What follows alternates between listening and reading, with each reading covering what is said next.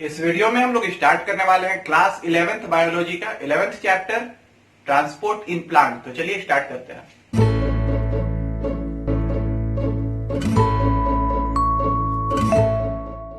Hello everyone, कैसे हैं आप लोग। अगर आप एम कर रहे हैं नीट एग्जाम के लिए देन चैनल को सब्सक्राइब कीजिए और बेल आइकन को दबा दीजिए, ठीक है। तो हम लोग स्टार्ट कर रहे हैं ट्रांसपोर्ट इन प्लांट। इस चैप्टर को शुरू करने से पहले हम लोग एक टॉपिक देखेंगे।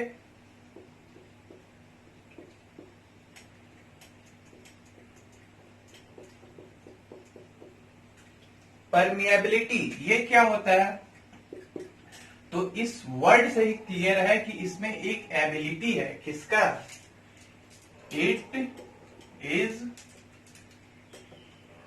Ability of any membrane to transfer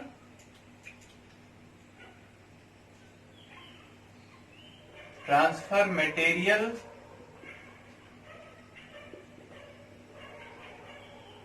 through itself। ठीक है, हम लोग बोल सकते हैं कि परमिएबिलिटी क्या है, किसी एक मेम्ब्रेन की एबिलिटी है या किसी एक मेम्ब्रेन की कैरेक्टर है, ठीक है, कि वो अपने अंदर से मटेरियल को ट्रांसफर किस तरह से होने दे रहा है। ठीक है, इस बेसिस पे परमिएबिलिटी हम लोग बोलेंगे।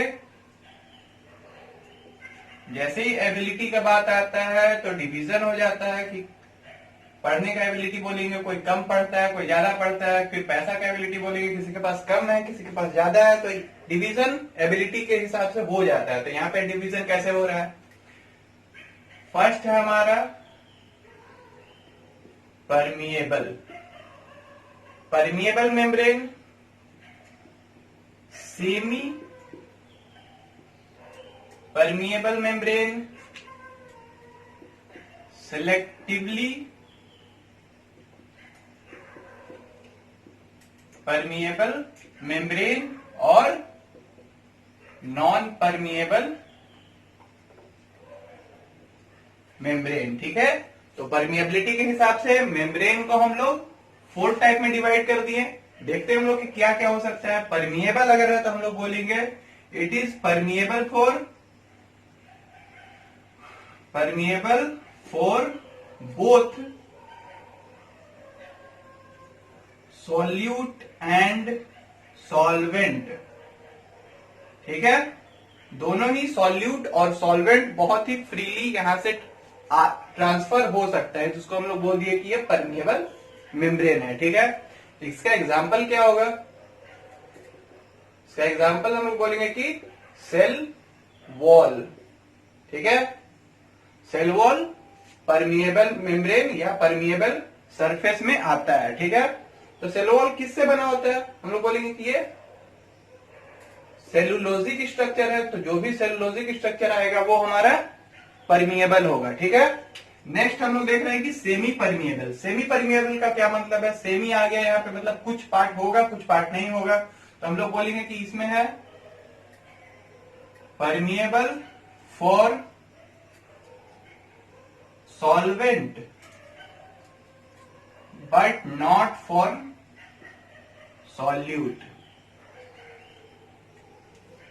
ठीक है, ये हमारा मेम्ब्रेन सिर्फ सॉल्वेंट के लिए परमिएबल होगा, सॉल्यूट को बिल्कुल भी ट्रांसफर नहीं होने देगा। इसका एग्जांपल क्या होगा। सेलोफेन मेम्ब्रेन,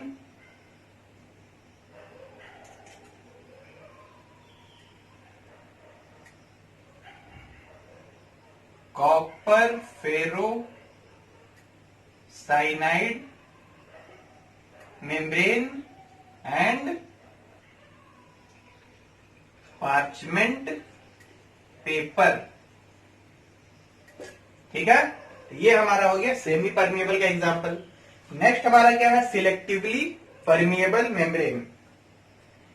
सिलेक्ट करके किसी को ट्रांसफर होने देगा, किसी को नहीं होने देगा। इसका नाम से ही क्लियर है। तो इसको हम लोग बोलेंगे क्या कि परमिएबल फॉर सॉल्वेंट सॉल्वेंट के लिए पूरा परमिएबल है, एंड फॉर सिलेक्टेड सॉल्यूट्स, लेकिन सॉल्यूट्स में से कुछ को सिलेक्ट करके ट्रांसफर होने देगा और कुछ को नहीं होने देगा, तो इसको हम लोग बोल दिए कि सिलेक्टिव परमिएबल मेम्ब्रेन है। इसका एग्जाम्पल होगा हमारा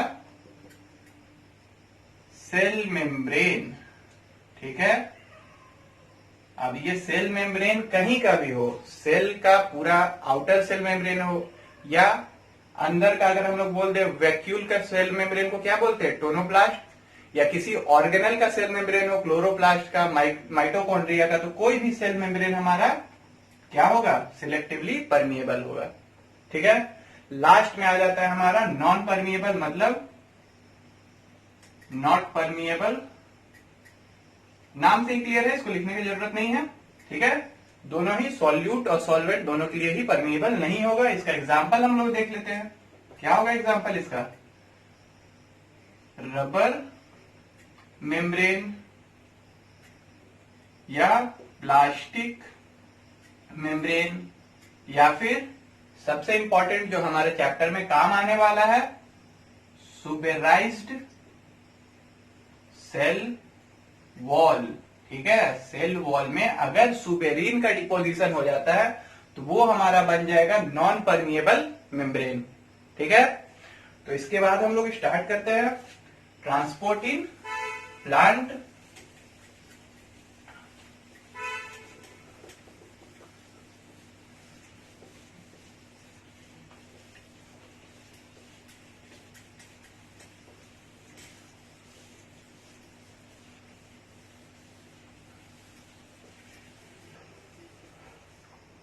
तो कंटिन्यू करते हैं हम लोग ट्रांसपोर्ट इन प्लांट। किसका ट्रांसपोर्ट देख रहे हैं हम लोग बोलेंगे कि देख रहे हैं वाटर का ट्रांसपोर्ट प्लांट में, मिनरल्स, प्लांट ग्रोथ रेगुलेटर्स, या इसको हम लोग क्या बोलेंगे, हार्मोन्स, एंड फूड, इन सब का ट्रांसफर, इन सब का ट्रांसपोर्ट हम लोग प्लांट में देखेंगे। तो अगर बात करें वाटर, मिनरल और प्लांट ग्रोथ रेगुलेटर, ये तीनों ट्रांसफर होगा किसके थ्रू, जाइलम के थ्रू। यहीं से बहुत ही इंपॉर्टेंट क्वेश्चन यहाँ पे ये बन जाता है, प्लांट ग्रोथ रेगुलेटर का ट्रांसफर किसके थ्रू होगा, जाइलम के थ्रू। ठीक है, नेक्स्ट हम लोग देखेंगे कि फूड का ट्रांसफर किसके थ्रू होगा, आपको पता है फ्लोएम के थ्रू। अब हम लोग बोलते हैं कि जाइलम का जो ट्रांसपोर्ट है वो होता है हमारा यूनी डायरेक्शनल। क्यों जाइलम का ट्रांसपोर्ट यूनी डायरेक्शनल क्यों है, अगर हम लोग देखें एक प्लांट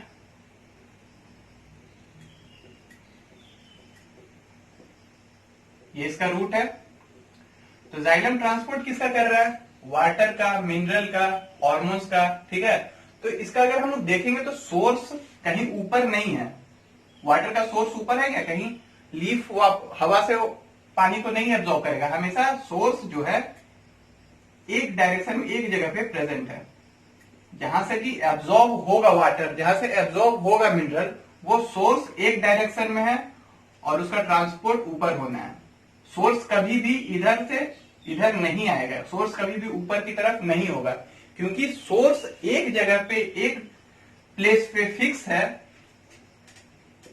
हम लोग बोलेंगे कि सिंगल सोर्स है, इसलिए यहां पे यूनी डायरेक्शनल ट्रांसपोर्ट होता है। ठीक है, अब हम लोग बात कर रहे हैं फ्लोएम का, तो इसको हम लोग बोलते हैं कि ये मल्टी बाई डायरेक्शनल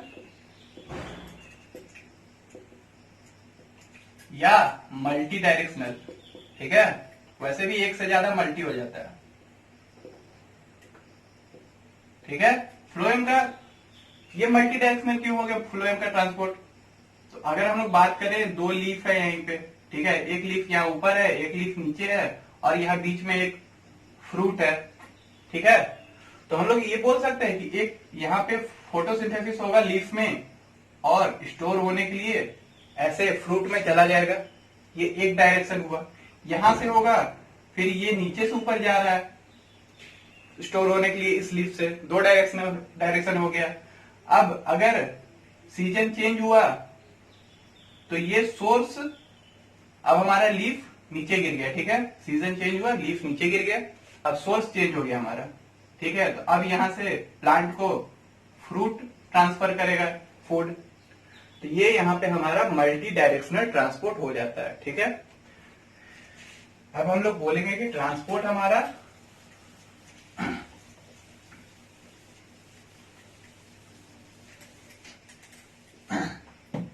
क्या बोलेंगे हम लोग कि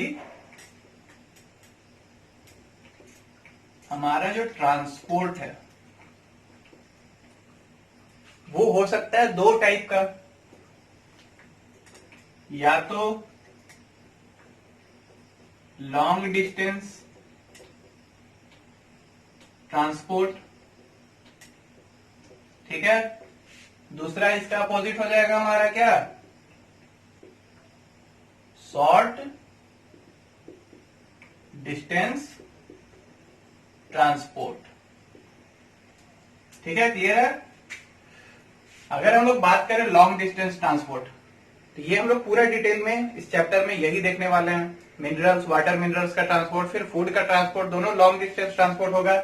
और हमको पता है किसके थ्रू होगा, जाइलम एंड फ्लोएम के थ्रू होगा, ठीक है। कैसे होगा, बाय मास फ्लो, या बाय मास या बल्क फ्लो, मास फ्लो या बल्क फ्लो, ठीक है।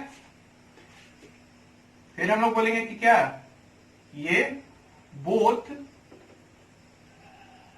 एक्टिव एंड पैसिव प्रोसेस को यूज करेगा। जो हमारा लॉन्ग डिस्टेंस ट्रांसपोर्ट है ये दोनों ही एक्टिव और प्रोसेस दोनों, एक्टिव और पैसिव दोनों प्रोसेस को यूज कर रहा है, यानी कि ये एक्टिव प्रोसेस भी है, पैसिव प्रोसेस भी है। ये सब तो हम लोग देखने वाले हैं डिटेल में। जो इंपॉर्टेंट पॉइंट यहाँ पे है कि लॉन्ग डिस्टेंस ट्रांसपोर्ट को हम लोग बोलते हैं ट्रांसलोकेशन, ठीक है। ये एनसीईआरटी का वर्ड है, बहुत ही इंपॉर्टेंट है, इसको आप लोग याद रखेंगे, ठीक है। हम लोग आ जाते हैं शॉर्ट डिस्टेंस ट्रांसपोर्ट पे। शॉर्ट डिस्टेंस ट्रांसपोर्ट का क्या मतलब है, ट्रांसपोर्ट विदिन सेल, ठीक है, सेल के अंदर ही जो ट्रांसपोर्ट होगा, या फिर विद इन सेल एंड, हम लोग लिखते हैं and cell to cell, neighbouring cell को, एक सेल से दूसरे सेल में अगर कुछ ट्रांसपोर्ट हो रहा है या एक ही सेल के अंदर में कुछ ट्रांसपोर्ट हो रहा है, उसको हम लोग बोलते हैं कि ये शॉर्ट डिस्टेंस ट्रांसपोर्ट है। तो ये कैसे होता है, यहां पे भी दोनों प्रोसेस होगा, कौन कौन सा भैया, एक्टिव एंड पैसिव। बात करें अगर हम लोग एक्टिव प्रोसेस का, जो शॉर्ट डिस्टेंस में हम लोग को होने वाला है, तो एक्टिव ट्रांसपोर्ट शॉर्ट डिस्टेंस में होगा बाय पंप, ठीक है। पंप क्या है, पंप है हमारा प्रोटीन, ठीक है, या ज्यादा अच्छे से बोलेंगे हम लोग ट्रांसपोर्ट प्रोटीन। ये प्रोटीन को हम लोग पंप क्यों बोले, क्योंकि जैसे नॉर्मली पंप इलेक्ट्रिसिटी लेके पानी का ट्रांसफर करता है, उसी तरह से ये पंप हमारा एटीपी को लेके, मतलब एनर्जी एटीपी के फॉर्म में ले रहा है, एनर्जी लेके और ट्रांसपोर्ट करवाता है, ठीक है। तो इसको हम लोग बोल दिए इस प्रोटीन को क्या, कि ये पंप है, ठीक है। अब ये क्योंकि एटीपी एनर्जी यूज कर रहा है, इसलिए इसको हम लोग बोलते हैं कि ये एक्टिव प्रोसेस है, ठीक है। अब इस पंप के बारे में या इस प्रोटीन के बारे में कुछ हम लोग बात करते हैं। तो ये जो प्रोटीन है हमारा, वो सिलेक्टिव ट्रांसपोर्ट करवाएगा। सिलेक्टिव ट्रांसपोर्ट मतलब किसी एक पर्टिकुलर मॉलिक्यूल को ट्रांसपोर्ट करवाएगा, किसी को नहीं करवाएगा। हो सकता है एक प्रोटीन किसी एक को ट्रांसपोर्ट करवा रहा है, वहीं दूसरा प्रोटीन किसी दूसरे मॉलिक्यूल को ट्रांसपोर्ट करवा रहा है, तो ये सिलेक्टिव होगा, क्योंकि यहाँ पे हेल्प का बात आ रहा है। यहाँ ट्रांसपोर्ट के लिए एक प्रोटीन का हेल्प लेना है, जहां भी हेल्प का बात आएगा वो हेल्प किसी को मिलेगा, किसी को नहीं मिलेगा, तो सिलेक्टिव वर्ड आ ही जाएगा, ठीक है। नेक्स्ट हम लोग बात करते हैं, तो ये हो जाएगा हमारा सेंसिटिव टू इनहिबिटर, क्योंकि प्रोटीन है वो इनहिबिटर से रिएक्ट कर सकता है और ये इनहिबिटर इसको अफेक्ट करेगा और इनहिबिट कर सकता है। ठीक है, तो हम लोग बोलेंगे कि ये इनहिबिटर प्रोटीन को अफेक्ट करेगा या फिर इनहिबिटर सीधे हमारा एक्टिव ट्रांसपोर्ट को अफेक्ट करेगा। ठीक है, तो इसका एग्जांपल क्या होगा? एग्जांपल क्या होगा एक्टिव ट्रांसपोर्ट का, और वो भी एक्टिव ट्रांसपोर्ट का शॉर्ट डिस्टेंस में होगा हमारा पहला सबसे इंपॉर्टेंट सोडियम पोटेशियम पंप। ठीक है, ये क्या है हमारा एग्जांपल है एक्टिव ट्रांसपोर्ट का। दूसरा होगा हमारा साइटोप्लाज्मिक स्ट्रीमिंग, या इसी को दूसरा वर्ड बोलते हैं हम लोग क्या, साइक्लोसिस।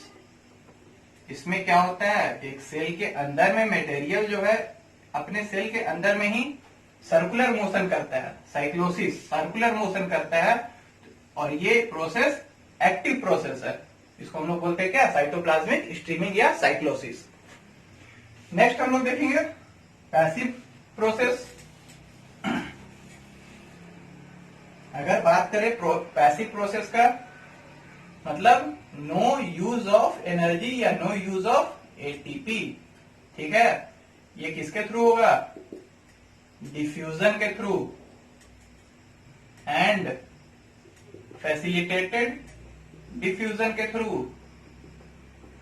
साथ ही इसमें हो जाए हेल्प करेगा हमारा ब्राउनियन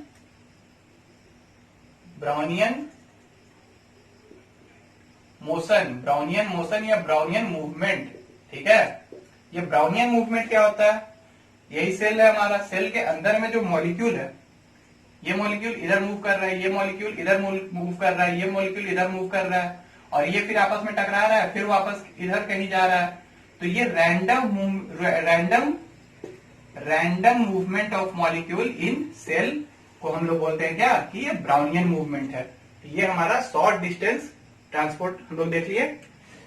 अब हम लोग डिफ्यूजन और फैसिलिटेटेड डिफ्यूजन दोनों को थोड़ा डिटेल में देखेंगे।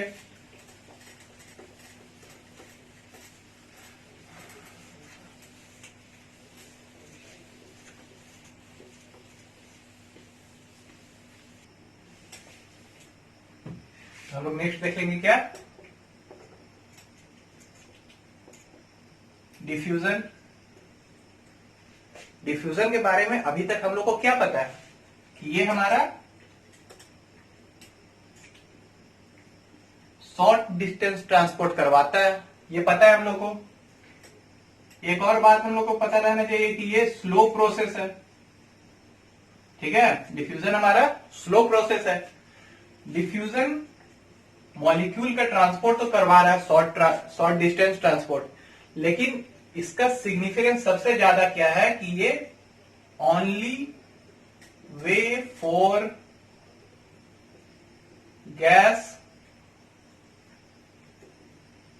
ट्रांसपोर्ट इन प्लांट है।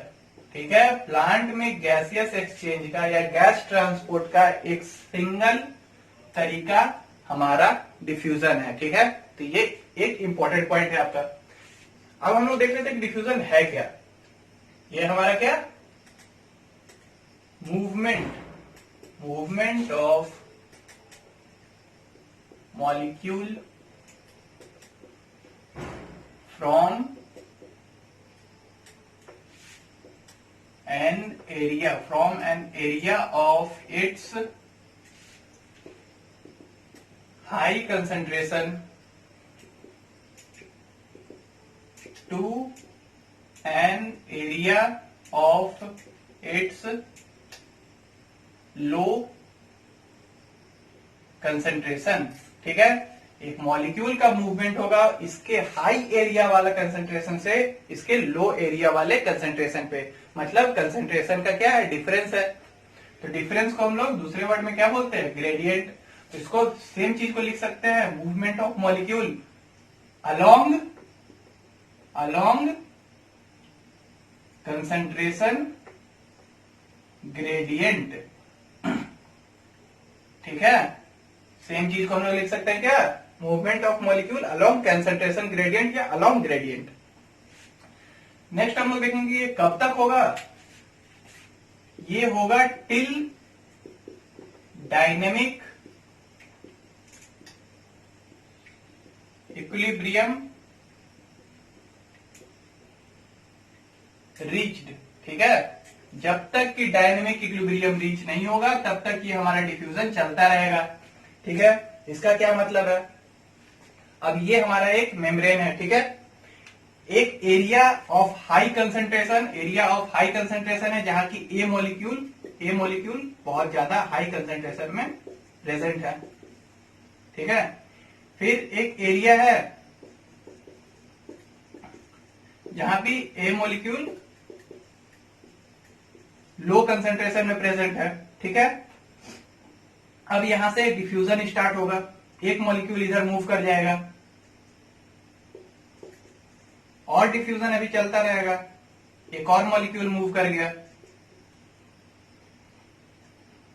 ठीक है, अब क्या है, दोनों तरफ कंसंट्रेशन सेम हो गया, कंसंट्रेशन का ग्रेडियंट डिफरेंस अब नहीं बचा, तो अब क्या होगा, मॉलिक्यूल मूवमेंट रुक जाएगा क्या, नहीं, मूवमेंट अभी भी चलेगा, लेकिन एक मॉलिक्यूल अगर इधर जाएगा तो दूसरा मॉलिक्यूल इधर से फिर इधर आएगा, मतलब मूवमेंट तो होगा लेकिन नेट मूवमेंट या नेट डिफ्यूजन जीरो होगा। इस स्टेज को हम लोग क्या बोलते हैं कि डायनेमिक इक्विलिब्रियम में पहुंच गया। ठीक है, जब सिस्टम डायनेमिक इक्विलिब्रियम में आ जाएगा तो हम लोग बोलेंगे कि डिफ्यूजन हमारा रुक जाएगा। ठीक है, फिर नेक्स्ट पॉइंट हम लोग देखेंगे क्या डिफ्यूजन में, कि डिफ्यूजन ऑफ वन मॉलिक्यूल या one substance is independent of another substance या अनदर मॉलिक्यूल। एक मॉलिक्यूल का डिफ्यूजन दूसरे मॉलिक्यूल से बिल्कुल भी अफेक्ट नहीं होता है। वही वाला एग्जांपल अगर हम लोग ले ले, यहाँ पे ए का कंसंट्रेशन इतना, ये दो मॉलिक्यूल है। ठीक है, दो मॉलिक्यूल इधर भी है, तो यहाँ पे क्या कंसंट्रेशन हम बढ़ा सकते हैं, बी मॉलिक्यूल अगर बहुत ज्यादा हो तो बी मॉलिक्यूल से ए के मूवमेंट को कोई फर्क नहीं पड़ेगा। कंसंट्रेशन ग्रेडियंट हमारा ए का ही होना चाहिए, तभी ए का डिफ्यूजन होगा। यहाँ पे बी का डिफ्यूजन तो हो जाएगा क्योंकि बी का ग्रेडियंट प्रेजेंट है, मतलब ए का डिफ्यूजन और बी का डिफ्यूजन एक दूसरे से बिल्कुल ही इंडिपेंडेंट होगा यहाँ पे। ठीक है, अब अगर मूवमेंट हो रहा है, डिफ्यूजन हो रहा है, तो इसका एक रेट होगा। ठीक है, अगर बात करें हम लोग डिफ्यूजन के रेट के बारे में, तो ये किसी गैस मॉलिक्यूल में ज्यादा होगा, किसी लिक्विड मॉलिक्यूल से, और उसमें भी ज्यादा होगा किसी सॉलिड मॉलिक्यूल से। ठीक है, नेक्स्ट कुछ फैक्टर्स अफेक्टिंग डिफ्यूजन। अब डिफ्यूजन एक प्रोसेस है, तो एक प्रोसेस को हमेशा ही कोई ना कोई दूसरा प्रोसेस, कोई दूसरा फैक्टर अफेक्ट करता है। तो डिफ्यूजन को कौन कौन अफेक्ट कर रहा है ये हम लोग देख लेते हैं। सबसे पहला है हमारा ग्रेडियंट या कंसंट्रेशन ग्रेडियंट, क्योंकि ये तो पूरा का पूरा ग्रेडियंट पे ही डिपेंड कर रहा है। लो कंसंट्रेशन से हाई कंसंट्रेशन से लो कंसंट्रेशन तरफ मूव कर रहा है, तो हमारा ग्रेडियंट जितना ज्यादा होगा उसके डायरेक्टली प्रोपोर्शनल होगा हमारा डिफ्यूजन। नेक्स्ट हम लोग देखेंगे परमिएबिलिटी ऑफ मेम्ब्रेन, उसके भी डायरेक्टली प्रोपोर्शनल होगा। परमिएबिलिटी हम लोग पढ़ चुके हैं, क्या होता है कि या तो ये कंप्लीटली परमिएबल मेम्ब्रेन हो या सेमी परमिएबल या सिलेक्टिवली परमिएबल, तो उससे जितना ज्यादा परमिएबिलिटी होगा उतना ज्यादा डिफ्यूजन हो पाएगा। नेक्स्ट हम लोग देख लेंगे क्या, solubility of substance in lipid में कितना वो सब्सटेंस जो सब्सटेंस जो अभी डिफ्यूज होने वाला है वो उसका सॉल्युबिलिटी लिपिड में कितना है उस पे भी डायरेक्टली डिपेंड करता है डिफ्यूजन। क्यों? लिपिड का ही सॉल्युबिलिटी, लिपिड में ही सॉल्युबिलिटी क्यों देख रहे हैं? क्योंकि हमारा जो मेम्ब्रेन होता है उसका मेन फैक्टर क्या है? हमारा लिपिड है। ठीक है। नेक्स्ट अगर हम लोग देखें टेम्परेचर, उसके बाद प्रेशर, ये दोनों ही मॉलिक्यूल का मूवमेंट को, काइनेटिक एनर्जी को इंक्रीज कर देता है। सो डायरेक्टली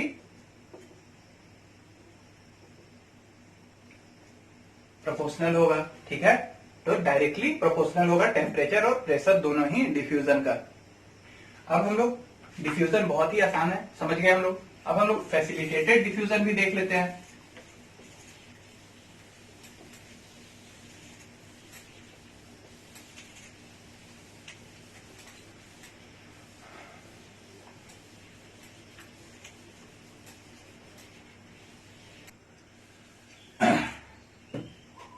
हम लोग आगे देखेंगे।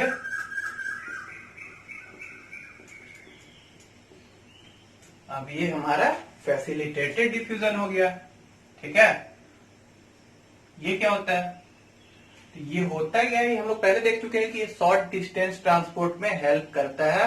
ठीक है, और ये पैसिव प्रोसेस है। ठीक है, जिसमें कि एनर्जी यूज नहीं हो रहा है। तो हम लोग बोलेंगे कि ये है diffusion of molecule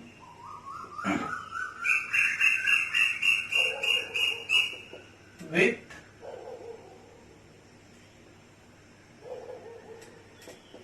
help of channel protein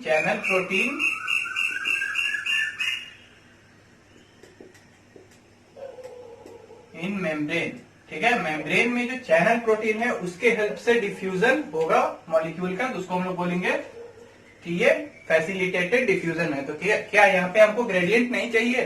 तो नहीं, पहले तो सबसे पहला बात ये डिफ्यूजन है। अब डिफ्यूजन है तो ग्रेडियंट, क्या डिफ्यूजन है तो यहाँ पे हमको ग्रेडियंट चाहिए,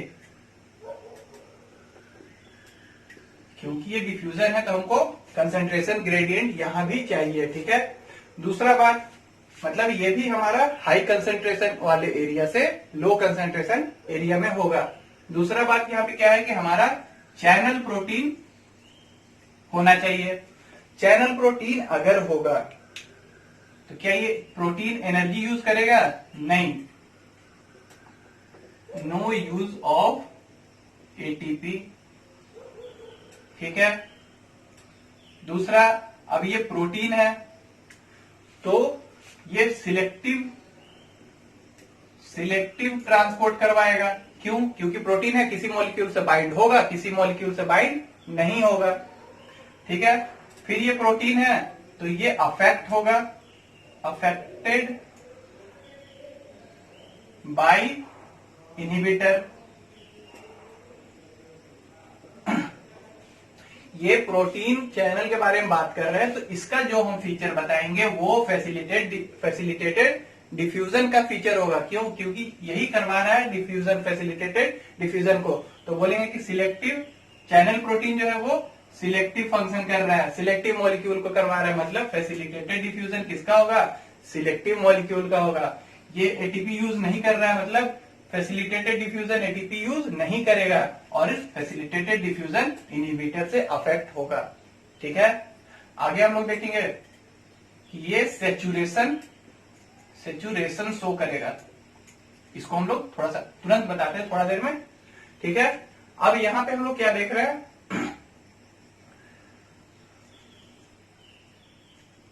एग्जाम्पल मॉलिक्यूल का, जो मॉलिक्यूल हमारा ट्रांसपोर्ट हो रहा है फैसिलिटेटेड डिफ्यूजन में, तो ये मॉलिक्यूल हमारा कौन होगा? Hydrophilic molecules. हाइड्रोफिलिक मतलब जो वाटर के साथ बाइंड करके रहता है। ठीक है, तो उस मॉलिक्यूल को फैसिलिटेटेड डिफ्यूजन का जरूरत पड़ेगा। क्यों? क्योंकि हाइड्रोफिलिक है, ये लिपिड वाले मेम्ब्रेन में, ये मेम्ब्रेन है हमारा अगर लिपिड का, तो इसमें वो सॉल्युबिलिटी शो नहीं कर पाएगा। ठीक है, तो यहाँ पे इस मेम्ब्रेन में हमको एक चैनल प्रोटीन का हेल्प लेना पड़ेगा इस मॉलिक्यूल को पास करवाने के लिए। ये प्रोटीन क्या करता है, binds with molecule at one side and transport to another side by rotation. ये यहां पे बाइंड करेगा मॉलिक्यूल से और रोटेट करके दूसरे साइड में मॉलिक्यूल को ट्रांसफर कर देगा। कौन कर रहा है, ये चैनल प्रोटीन। ठीक है, कहीं से भी ये मॉलिक्यूल पास नहीं हो सकता है, ये चैनल से ही पास होगा। ठीक है, अब क्या हो रहा है, रेट का बात कर रहे थे। ठीक है, रेट का बात करेंगे। उससे पहले हम लोग देख क्या रहे थे डिफ्यूजन में, कि कब तक डिफ्यूजन हो रहा था, जब तक कि डायनेमिक इक्विलिब्रियम नहीं आ रहा था। तो ये भी फैसिलिटेटेड डिफ्यूजन भी तब तक होगा जब तक कि डायनेमिक इक्विलिब्रियम नहीं आएगा, क्योंकि यहां भी हमको ग्रेडियंट चाहिए। डायनेमिक इक्विलिब्रियम में क्या होता है, ग्रेडियंट खत्म हो जाता है। ठीक है, तो हमको यहां भी डायनेमिक इक्विलिब्रियम तक ही फैसिलिटेटेड डिफ्यूजन होगा, उसके बाद नहीं होगा। बात करें रेट का, तो सेम डिफ्यूजन वाला फीचर यहां भी आएगा। यहां भी परमिएबिलिटी, सॉल्युबिलिटी, फिर ग्रेडियंट, टेम्परेचर, प्रेशर सब पे डायरेक्टली डिपेंड करेगा। लेकिन क्या होगा, यहाँ पे ग्रेडियंट जब हम इंक्रीज करेंगे, कंसंट्रेशन ग्रेडियंट जब हम लोग इंक्रीज करेंगे, मतलब कंसंट्रेशन एक साइड पे किसी एक मॉलिक्यूल का बढ़ाते जाएंगे तो क्या रेट बढ़ते जाएगा, नहीं, डिफ्यूजन में बढ़ते जाएगा। लेकिन फैसिलिटेटेड डिफ्यूजन में जो हमारा चैनल प्रोटीन है वो जब पूरा यूज हो जाएगा तो एक सेचुरेशन पॉइंट आ जाएगा, उसके बाद रेट हमारा इंक्रीज नहीं करेगा। इसको हम लोग बोलते हैं सेचुरेशन पॉइंट। ठीक है, कब आ रहा है, जब सारा चैनल मॉलिक्यूल यूज हो जा रहा है। ठीक है, सेचुरेशन समझ गए हम लोग। अब हम लोग देखेंगे कि जो फैसिलिटेटेड डिफ्यूजन है, कौन हेल्प कर रहा है यहाँ पे, हमारा चैनल प्रोटीन। उसको क्या बोलते हैं, पोरीन्स। चैनल प्रोटीन, पोरीन्स क्या है, channel protein which helps in transport of molecule, या फिर कौन सा मॉलिक्यूल था यहाँ पे, transport of hydrophilic molecule. Example के लिए एक हम लोग ले लेते हैं एक्वापोरिन। ये भी एक चैनल प्रोटीन है। तो एक्वापोरिन, 8 एक्वापोरिन जब साथ में मिलेगा तो एक बनाएगा हमारा वाटर चैनल। ठीक है, 8 एक्वापोरिन चैनल प्रोटीन्स जब मिलेंगे तो एक कंप्लीट वाटर चैनल का फॉर्मेशन होगा। ठीक है, पोरीन क्या होता है समझ गए हम लोग। नेक्स्ट हम लोग देखेंगे कि जो फैसिलिटेटेड डिफ्यूजन है, फैसिलिटेटेड डिफ्यूजन जो मॉलिक्यूल चैनल प्रोटीन के थ्रू हो रहा है वो हो सकता है 3 तरह का, हमारा 3 तरह का हो सकता है। या तो ये यूनिपोर्ट हो, दूसरा सिनपोर्ट, या थर्ड एंटीपोर्ट। बहुत ही सिंपल चीज है, तो अगर यूनिपोर्ट का बात करें हम लोग, ये हमारा क्या है, चैनल प्रोटीन यहाँ पे है मेम्ब्रेन में, एक चैनल प्रोटीन है, ये मेम्ब्रेन है हमारा। तो ये हम ए साइड मान लेते हैं और ये बी साइड मान लेते हैं। तो हमारा यूनिपोर्ट, सबसे पहले हम लोग यूनिपोर्ट देख रहे हैं, क्या होगा, चैनल प्रोटीन के थ्रू किसी एक साइड से दूसरे साइड पे एक मॉलिक्यूल एक बार में अगर पास करेगा, हम लोग उसको बोलेंगे यूनिपोर्ट है। बहुत सिंपल है, या तो ए से बी की तरफ मूव करे या बी से ए की तरफ मूव करे, एक ही मॉलिक्यूल मूव करेगा एक बार में, यूनिपोर्ट। ठीक है, सिनपोर्ट का अगर बात करें तो एक मॉलिक्यूल अगर ए से बी की तरफ जा रहा है, दूसरा मॉलिक्यूल उसके साथ में ए की बी तरफ जाएगा, मतलब दो मॉलिक्यूल साथ में एक ही डायरेक्शन में मूव करेगा। ठीक है, या तो वो ए से बी जाए या बी से ए आए, तो दो मॉलिक्यूल यहाँ पे मूव करेगा साथ में और सेम डायरेक्शन में। ठीक है, अगर एंटीपोड का बात करें तो वही दो मॉलिक्यूल मूव करेगा लेकिन अपोजिट डायरेक्शन में। एक मॉलिक्यूल ए से बी जा रहा है तो दूसरा मॉलिक्यूल बी से ए आ रहा है, और दो मॉलिक्यूल है और साथ में मूव कर रहा है अपोजिट में। बहुत ही सिंपल है, यूनिपोड, सिम्पोड और एंटीपोड। हमारा फैसिलिटेटेड डिफ्यूजन कंप्लीट हो गया। हम लोग अब देखेंगे कि इन दोनों में, डिफ्यूजन में और फैसिलिटेटेड डिफ्यूजन में कुछ डिफरेंस है, उसको क्लियर करेंगे। कुछ सिमिलैरिटी है और कुछ डिफरेंस है, तो दोनों को हम लोग यहाँ पे क्लियर कर लेंगे। तो हम लोग बात कर रहे हैं डिफ्यूजन, या बोल सकते हैं इसको क्या, सिंपल डिफ्यूजन। दूसरा साइड होगा हमारा फैसिलिटेटेड डिफ्यूजन। पहले सिमिलैरिटी देखते हैं, क्या है सिमिलैरिटी दोनों में। तो दोनों ही अलोंग कंसेंट्रेशन ग्रेडियंट मूवमेंट है।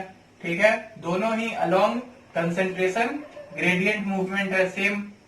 ठीक है, दोनों ही हमारा पैसिव प्रोसेस है दोनों ही। फिर यहाँ के बाद क्या होता है कि सिंपल डिफ्यूजन में हमारा no need of channel protein, यहीं से डिफरेंस हमारा शुरू हो जाएगा। यहाँ पे चैनल प्रोटीन का जरूरत नहीं था, लेकिन फैसिलिटेटेड डिफ्यूजन में क्या है कि by help of channel protein, क्या बोलते हैं इसको, दूसरा नाम अभी बताए थे हम लोग, पोरीन्स, है ना। फिर अब यही प्रोटीन का डिफरेंस आ जाएगा कि प्रोटीन क्या करता है, सिलेक्टिव, यहाँ पे प्रोटीन नहीं है तो नॉट सिलेक्टिव। ठीक है, ये ट्रांसपोर्ट सिलेक्टिव नहीं होगा। अब यहाँ पे प्रोटीन है, वो कुछ को सिलेक्ट करेगा कुछ को नहीं, तो ये सिलेक्टिव मूवमेंट हो जाएगा। फिर प्रोटीन है, अगर यहाँ पे नहीं है प्रोटीन तो वो inhibitor, not affected by inhibitor. लेकिन यहाँ तो प्रोटीन है तो वो इनहिबिटर से अफेक्ट हो जाएगा, affected by inhibitor.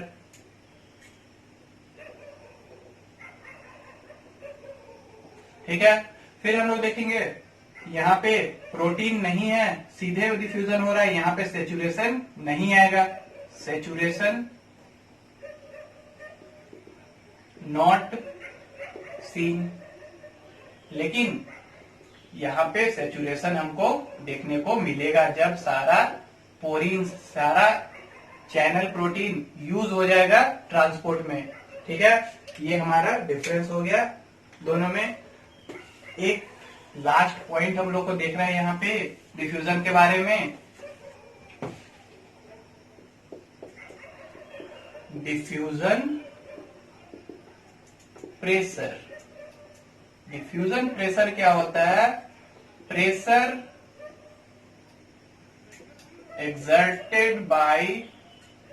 exerted by diffusing molecules। बहुत सिंपल है, जो मॉलिक्यूल डिफ्यूज हो रहा है एक मीडियम से दूसरे मीडियम में, तो वो एक मॉलिक्यूल आते ही एक प्रेशर क्रिएट करेगा। एक रूम है, उसी में कुछ और अगर बाहर से मॉलिक्यूल आ जाए, बाहर से कुछ लोग आ जाए, तो वहां पे प्रेशर इंक्रीज हो जाएगा। उसी को हम लोग बोलते हैं क्या, कि डिफ्यूजन प्रेशर। ठीक है,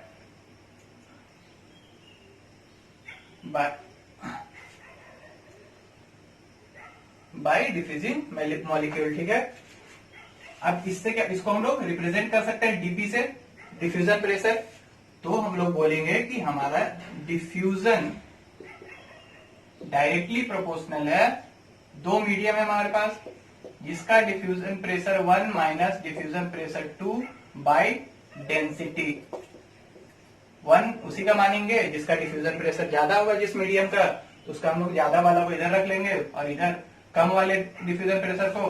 तो यहां से हम लोग ये फॉर्मूला बोल सकते हैं कि डिफ्यूजन प्रोपोर्शनल है डिफरेंस ऑफ डिफ्यूजन प्रेशर और डेंसिटी के इनवर्स से। ठीक है, तो आज के वीडियो में इतना ही। आगे हम लोग कंटिन्यू करेंगे। चैनल का जरूरत पड़ता है, ठीक है। चैनल को सब्सक्राइब कर दीजिए, वीडियो को लाइक कीजिए, दोस्तों के साथ शेयर कीजिए और बेल आइकन दबा दीजिएगा। ठीक है, तो मिलते हैं नेक्स्ट वीडियो में।